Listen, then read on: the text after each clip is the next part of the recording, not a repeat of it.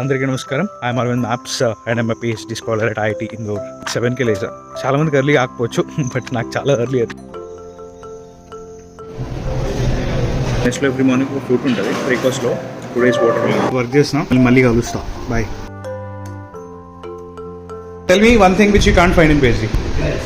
Coffee time.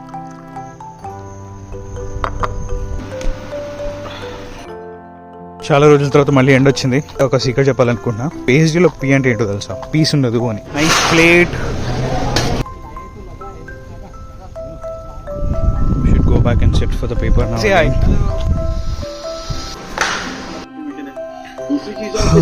Meeting is going on with the sir.